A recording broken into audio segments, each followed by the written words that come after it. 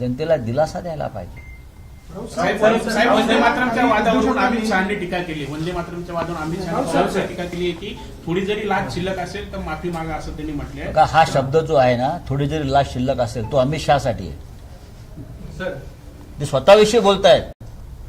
माझ्यात थोडी जरी लाज असेल तर मी माफी मागायला पाहिजे. आम्ही त्याची माफी मागतोय.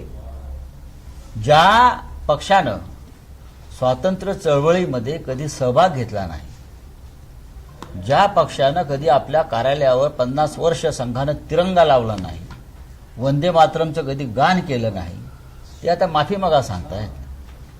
जंतर मंतरवर पोरांवरती गोळ्या चालवल्या, त्याच्याबद्दल अमित शहाची आम्ही माफी मागतो आहोत. वंदे मातरमची 6 कडवी म्हणून दाखवावं अमित शहाला म्हणतोय मी. समोर या आणि 6 कडवी म्हणून दाखवा. 6 काय 2 म्हणून दाखवा आणि मग वंदे मातरमवर बोला.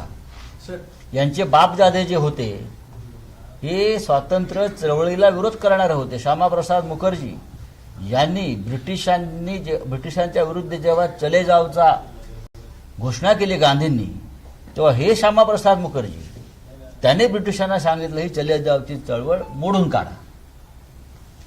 हे ह्यांचे वंशज आहेत अमित शहा वगैरे हे सगळे लोक जे म्हणताय ना तुम्ही, ज्यांनी या महाराष्ट्रामध्ये शनिवार वाड्यावर सगळ्यात आधी तिरंगा उतरवून, जरीपटका उतरवून युनियन जॅक फडकवला, हे त्यांचे सगळे वंशज आहेत. हे काय सांगतात, अमित शहाना माफी मागावी लागेल. कळलं? इकडे तिकडे विषय भरकडवू नका. शरद पवारांचं विधान होतं की आपण विरोधी पक्षात आहोत, म्हणजे विरोधात आहोत आणि यापुढे सुद्धा विरोधातच असू, जोमाने कामाला लागा, कोणीही संभ्रमात राहू नका, असं त्यांनी म्हटलंय. कारण अनेक चर्चा असते. हो, पण हा प्रश्न जेव्हा जेव्हा तुम्ही मला